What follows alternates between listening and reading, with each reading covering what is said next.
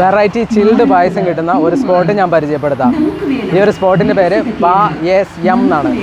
ഇവർ തന്നെ പറയുന്നത് ഇവരുടെ പായസം യമ്മിയാണെന്നാണ്. അങ്ങനെയാണോന്ന് നമുക്കൊന്ന് നോക്കാം. പേര് മുഹമ്മദ് അസിൽ. ഈ ഒരു കട തുടങ്ങിയിട്ട് എത്ര കാലമായി? ഞാനിപ്പോൾ ഇവിടെ സ്റ്റാർട്ട് ചെയ്തിട്ട് ഇപ്പോൾ ഒരു 3-4 ദിവസമായി. ബാക്കി വേറെ 3 ഔട്ട്ലെറ്റ് ഉണ്ട്. ഒന്ന് മെയിൻ ബീച്ചിലുണ്ട്, ഒന്ന് ചെലവൂരുണ്ട്, പിന്നെ ഒന്ന് മൂതാർ ബീച്ച്. അവിടെയൊക്കെ സ്റ്റാർട്ട് ചെയ്തിട്ട് ഇപ്പോൾ ഒരു മാസത്തിൻ്റെ അടുത്തായി. ഏതൊക്കെ ടൈപ്പ് പായസം കിട്ടും? പായസം ഇവിടെ മിക്സ്ഡ് ഫ്രൂട്ട് ഡെയിലി ബേസിലുണ്ടാവും. പിന്നെ സിംഗിൾ ഫ്രൂട്ട് വെച്ചിട്ട് മാംഗോ, സ്ട്രോബെറി, പിന്നെ ടെൻഡർ കോക്കനട്ട്, അത് ഡെയിലി ബേസിൽ മാറും. ഒരു 100 വെറൈറ്റി ചെയ്യുന്നുണ്ട്. അപ്പം 3 മാസം കൂടുമ്പോൾ റൊട്ടേഷൻ വരും. പിന്നെ ഇപ്പോൾ ഉള്ള വെറൈറ്റി വെച്ചാൽ ഇന്ന് പോമോഗ്രാനറ്റും പിന്നെ മിക്സ് ഫ്രൂട്ടും ഉള്ളത്. പിന്നെ അതേപോലെ പുഡിങ്ങും ചെയ്യുന്നുണ്ട്. പുഡിങ്ങും ഡെയിലി ബേസിൽ ഓരോന്ന് മാറും. ചിൽഡ് പോമഗ്രാനൈറ്റ് പായസവും മാംഗോ ചിയ പുഡിങ്ങും ചിൽഡ് മിക്സ് ഫ്രൂട്ട് പായസവുമാണ് ഇന്ന് ഇവരുടെ മെനുവിലുള്ളത്. ഞാൻ ചിൽഡ് അനാർ പായസമാണ് ഓർഡർ ചെയ്തത്. വില 50 രൂപയാണ്.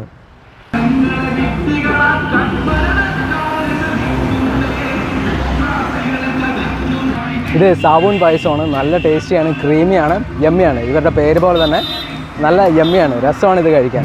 മധുരം പാകത്തിനേ ഉള്ളൂ, നല്ല ക്രീമി ടെക്സ്ചറാണ്. സാബുവിൻ്റെ കൂടെ ഫ്രഷ് അനാറും കൂടെ കടിക്കാൻ കിട്ടുമ്പോൾ നല്ല രസമാണ്. നല്ലൊരു കോമ്പിനേഷൻ തന്നെയാണ്. ശരിക്കും പറഞ്ഞാൽ സാബുൻ എനിക്ക് അത്ര ഇഷ്ടമല്ല. പക്ഷേ ഈ പായസം സാബുവിനെക്കുറിച്ചുള്ള എൻ്റെ ചിന്താഗതി തന്നെ മാറ്റിക്കളഞ്ഞു. ഫേം നോയിൽ നിന്ന് മൗത്ത് വാട്ടറിംഗ് യേസിലേക്ക് മാറി.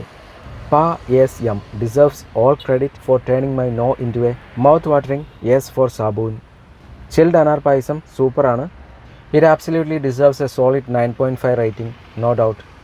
പാ യെസ് എമ്മിൻ്റെ ലൊക്കേഷൻ ഞാൻ പറഞ്ഞില്ല അല്ലേ? ലൊക്കേഷൻ ചെലവൂരാണ്. ഹോട്ടൽ അംബികയ്ക്ക് ഓപ്പോസിറ്റാണ്.